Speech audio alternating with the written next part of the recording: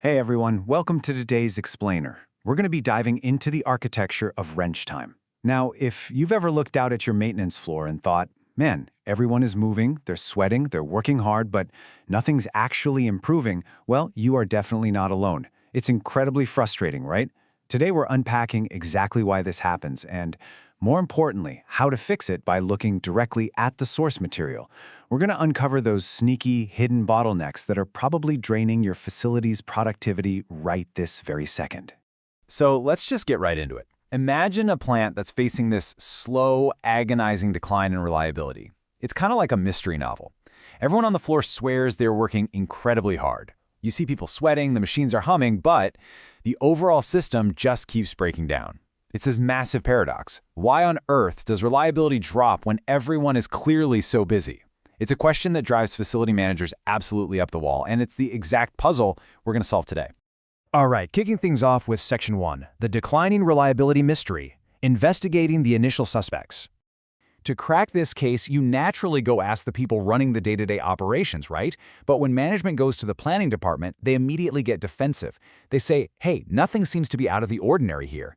Okay, then they check in with the crew supervisors who literally say the exact same thing. Look, we have our hands full, but we are absolutely on top of things. Boom. Everyone's got a rock-solid alibi, the crew feels genuinely swamped, the planners feel like the schedule is totally fine, which just leaves upper management scratching their heads as to why the whole system is failing. Everyone in their own little silo thinks they're crushing it. And you know, this perfectly illustrates the dangerous illusion of busyness. It is so easy to confuse just doing stuff with actual progress. Moving on to Section 2, spotting the hidden delays, or looking for clues on the floor. So when management finally stops taking office meetings and decides to play detective out on the actual floor, you usually see two very different management styles pop up. There's the passive approach. They just accept those verbal alibis and watch reliability tank. Basically, they assume nothing is wrong just because people tell them nothing is wrong. But observant management, that's a whole different story. They get up out of their chairs, they go out, they observe the actual state of the workforce, and they start to suspect lower productivity. And not because they're pointing fingers at the workers, it's because they're finally opening their eyes to the working environment itself. They stop listening to the excuses and start really watching the workflow to see exactly what a day in the life of their techs truly looks like. And guess what they found? The undeniable visual evidence of hidden delays just eating away at the workday. Let's break this down. We're talking about, say, 20% of time lost literally just standing in lines at the tool counters.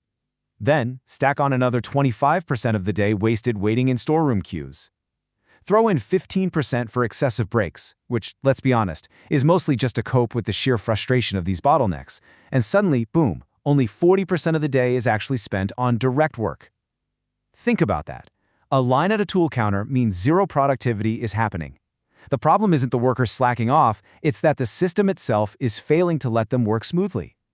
Over half the day is just vanishing into thin air before a single wrench even gets turned. Which brings us to Section 3, defining valuable wrench time. This is really the hero of our story. So let's nail down our core concept here. Wrench time. Wrench time is strictly defined as the actual direct work time happening on the jobs. This is your truly valuable time. Anything else, waiting around for a specialized tool, trying to navigate some bottleneck in the schedule, or even just walking back and forth to a wildly disorganized parts room, that is purely waste. That is delay time. Wrench time is, quite literally, the most vital metric of actual progress in your entire facility. Bottom line, if a technician isn't actively applying their skills to the equipment, you are losing valuable time. Period. As our source material beautifully points out, understanding this concept of wrench time as valuable time and delay time as waste leads to improvement.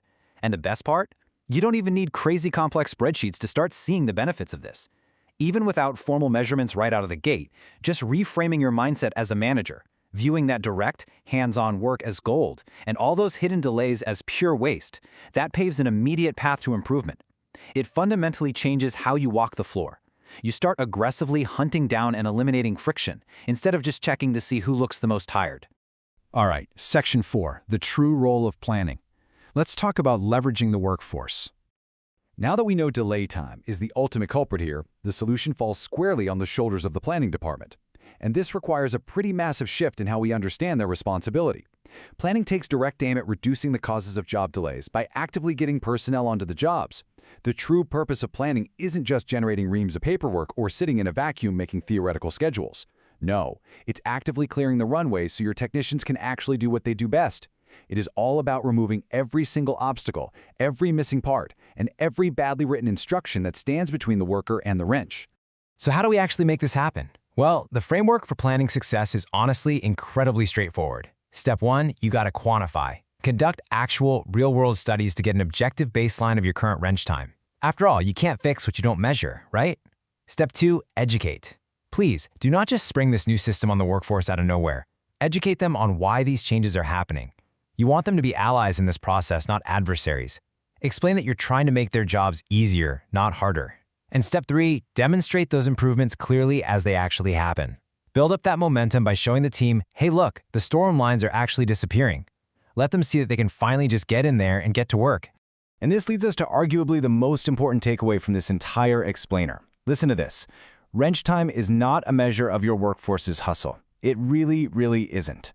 The workers are simply doing what the system allows them to do. If your system forces them to wait around, well, they're going to wait around. Rather, wrench time is a direct grade on the success of the leverage being employed by your planning process. You are measuring the effectiveness of your management, not the folks holding the wrenches on the floor. It completely flips the script on accountability, doesn't it? It finally allows you to fix the broken system instead of just blaming the people caught in it. So, as we wrap up today, I want to leave you with a final, slightly provocative challenge to think about. Are you measuring your workforce's hustle, or are you actually measuring the success of your planning?